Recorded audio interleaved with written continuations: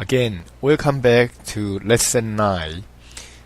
In this lesson, we'll talk about product engineering and marketing mix. As you can see, this is the last lesson for design stage. In this last lesson, we'll discuss not only designing the new product, finishing up designing the new product, but also propose a preliminary marketing mix to support these new products. There are 5 components in the design, which include 1. Deciding who are the target customer. This is who. 2nd, deciding what are the core benefit propositions. This is what we have to offer in the new products we are designing. Number 3, then how do we position our products against the competition? This provides the reason why our target customer should choose our products over competitors. Number 4, we have to physically determine the physical characteristic and feature to fulfill the core benefit proposition that we promise that our new product will deliver to our target customer. So in this stage, we have to decide the attribute and the features. The last one is that we need to set the initial pricing, advertising, distribution strategy. And along with the new product, there are 4P, so we call that a marketing mix strategy. When new products with a prototype ready, along with other initial marketing mix are determined, then the whole set of the new product package is ready for testing.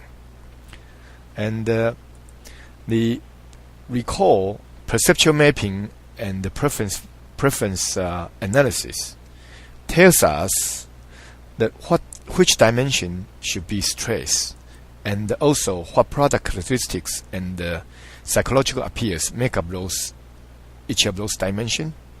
Okay, so marketer can change consumers' preference toward our own brands by changing physical features, improving the physical products. If you recall, we discussed the use of preference analysis and positioning in previous lecture. Then Tylenol has a very interesting and useful example which can illustrate how this was used by such prominent company like a Tylenol. Let's look at next slide. This is a perceptual map in a pen relief industry, which looks like this. Okay, if you recall, we talked about effectiveness of using the pen relief medicine, and the vertical was the gentleness. Okay, now the market shows there are 3 major group of people. Okay, the group 1, the yellow marked by yellow in a circle, are those young people between 20 to 40 years old.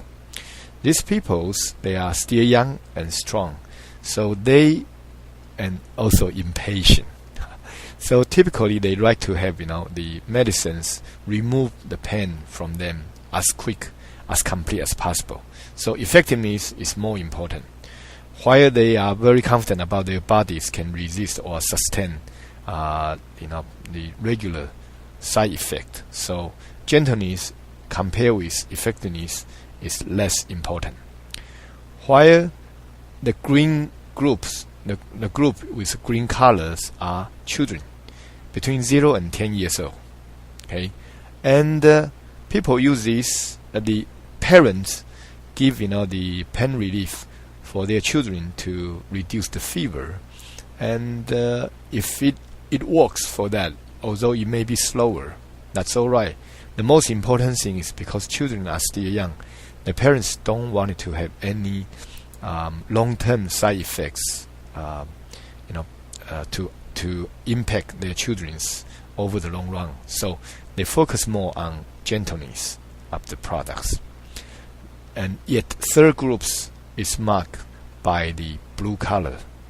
These are the senior citizens, 60 to 80 years old. My 60 is considered senior, huh? I will be there in a few years. Anyway, look, this group of peoples, they are old, so they wanted to get rid of pen as much as possible. On the other hand, they also concerned about not being negatively affected by the side effect. So they consider both gentleness and effectiveness equally important. So that's why their idea, their preference is in the middle here. Now, for a long time after the acetaminophen was introduced, and the most successful brand name has been Tylenol, they replace the aspirin.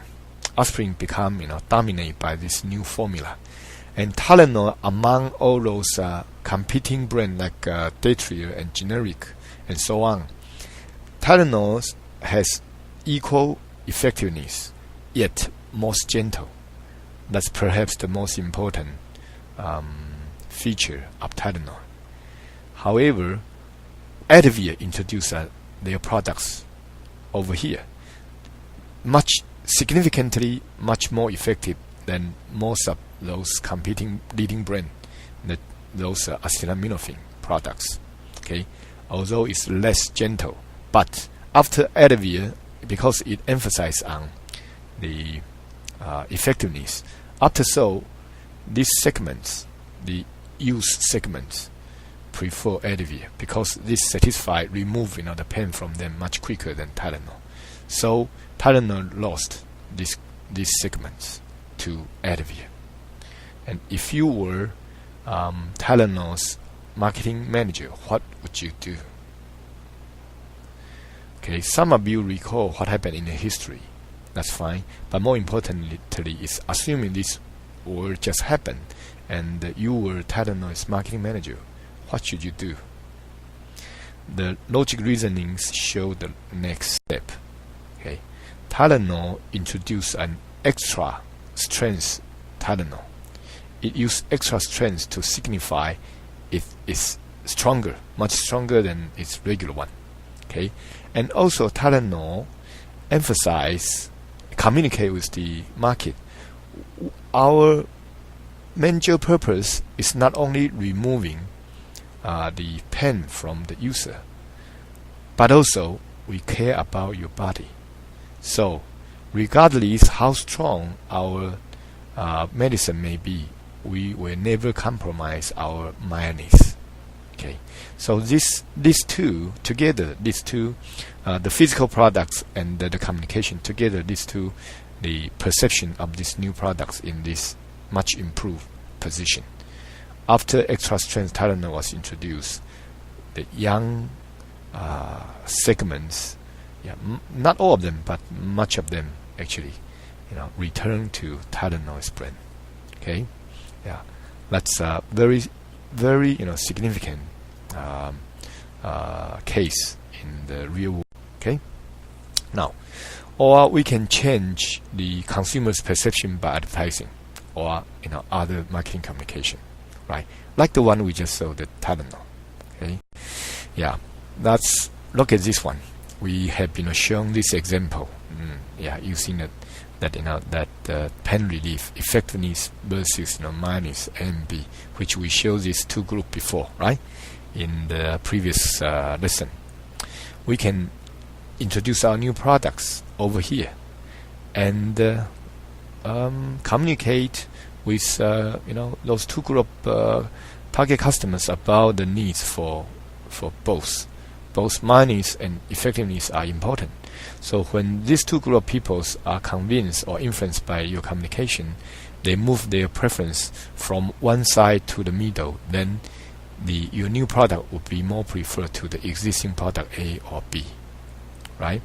On the other hand, like we mentioned before, we can add a new dimension, cool, how to use it, how the product looks like, and the way of using the products make the users feel cool. Although you may say, who care about this? Who knows? Maybe you are one of them. Maybe you are not.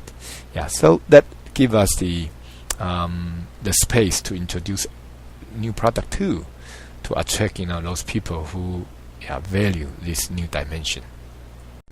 Okay, so the engineering design is the process in between taking the optimum position of new products on consumers' perceptual map, and based on that, generating the core benefit proposition. Those as the input. Okay, using this input through engineering design, we come up with the physical feature of the new products. Okay, and then we use the same set of input. Okay, utilize the response function of advertising, sales call, distribution, price sensitivity, and so on and so forth. Those are the the other 3P, right? To come out with the best optimum marketing mix to support the new product, make the new product most successful possible. Okay, so initial marketing mix including advertising. Okay, advertising focus on the core benefit proposition, CBP. Core benefit proposition oftentimes leads to the theme or the slogan of the advertising.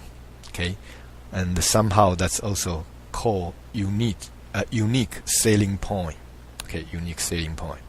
For example, the next slide. This is a paper, a table mat that I brought back from Singapore when I taught in a similar class in Singapore, National Singapore University before. Then it shows the McDonald's over in Singapore. They found that people, the Singaporeans, they prefer what? Look at the line in the bottom. McDonald's makes chicken McCrispy with the juiciest part of the chicken. The ones Singaporeans like best, only prime cut thigh, wings, and the drumsticks. Okay, so they know what the Singaporeans prefer, and they emphasize on this. That become their theme. Okay, that's their core benefit. The juiciest part. Look, the advertising theme are effective. Over the time, we, the public, consumers, influenced by them to the point we remember them. Look at the following. I give you, some of them as an example. Okay, when I show one slogan, tell me which companies or which product that it belongs to. Have it your way. That's Burger King. Do the Dew. Mountain Dew. The Dew give you the side, the hint, right? Okay. We love to see you smile. Which product, which brand? McDonald's. The heartbeat of America. Oh, I can even sing that.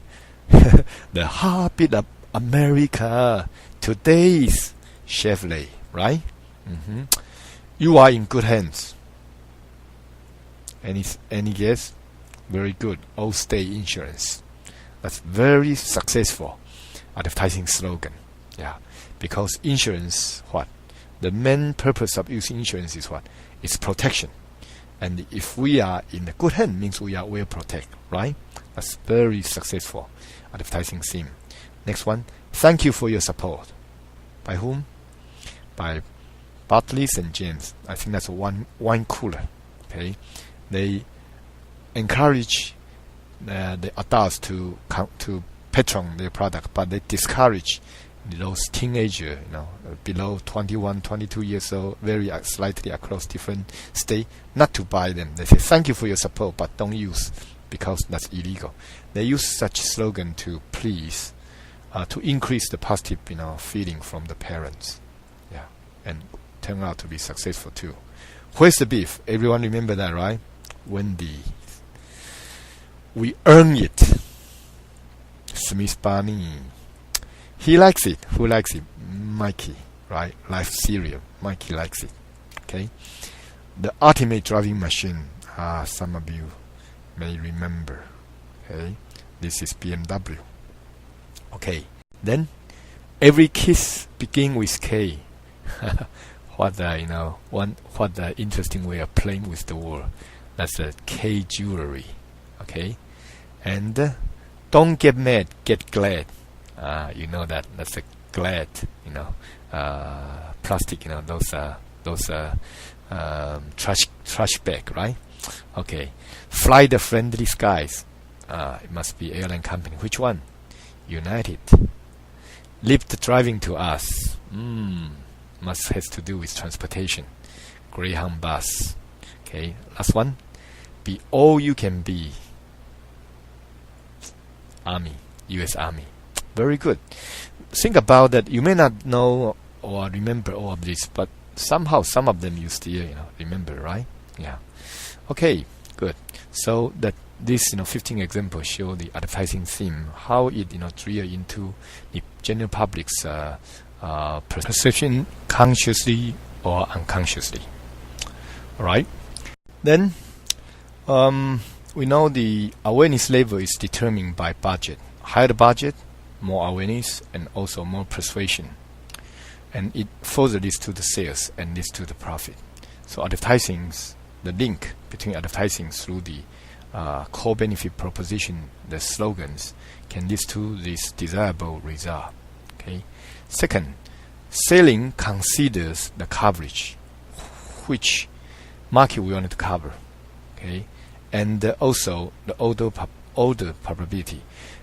So the salespeople represent the companies should consider: do you want to visit as many potential customers as possible, or you want to focus more on certain customer who has more likely to make a deal, okay, with you. So the optimum sales plan for maximum sales. Okay, there's a trade-off between visiting a lot of potential customer versus focus more on some of them who will make a purchase.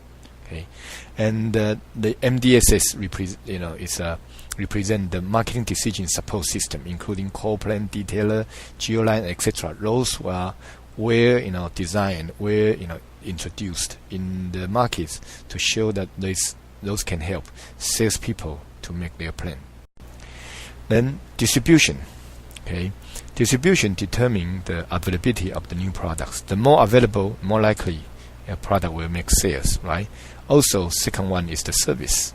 Yeah, the new product will require more services. Some may not be, and typically, if you have good sales before, during, and after sales service, then customer will be one, more likely to make a purchase. Second, more likely to be satisfied. Even if they are not satisfied, you can handle their complaint better, so that they can come back to patron with you rather than spreading out negative word of mouth to others. Okay, and also distribution depend on who you use to distribute your products can influence the image of your products. Think about there are different kind of distributor. Walmart versus Neiman Marcus. Okay, the upscale versus the low level channel members. That will influence people's perception about your product image. Okay. Also, distributions. You should consider about how much control do you need for distributor to comply with the company's policy. Okay, the more control you need, then you need more tight relationship with them. Okay, and set up more direct contact. Pricing is another one. It's measuring the price response. We can use conjoint analysis. Look at that. We just discussed conjoint analysis in last one or two lectures before, and if we include price as one attribute, then they can help us to measure the price sensitivity. We can set different price level and see how consumers trade off the price with other aspect of the products. Okay, experience curve. We determine on the scheme or penetration, actually particularly for new product. If we set the price low to attract more trial, then the diffusion of innovation will expand faster. However, you may lose the deserved profit in the early stage. On the other hand, you can use scheme pricing to charge high price and toward those innovators or early adopters who enjoy using innovative products and willing to pay high price for that. Okay, and gradually adjust your products downward. While penetration, you begin with low price, gradually adjust it upward. After customers are happy, satisfied with your products, then they are willing to pay higher. Then you can adjust that upward. Okay, sales promotion. Yeah, we can use sales promotion to induce trial. Okay, and when we use low price or any other kind of incentive for the market to try our new products, it will lead to rapid market penetration. Okay, and particularly free sample, couponing, price off, those are typical way to induce trial. Okay, then aggressive introduction strategy typically utilize what? High advertising, high selling effort, high sales promotion coupled with low price. This is aggressive introduction strategy. Okay, a lot of large scale firms they use this strategy when they introduce new product into the market. Okay, yeah. Okay, any question? Very good. If not, this conclude our lesson 9, product engineering and the marketing mix chapter. See you in next chapter.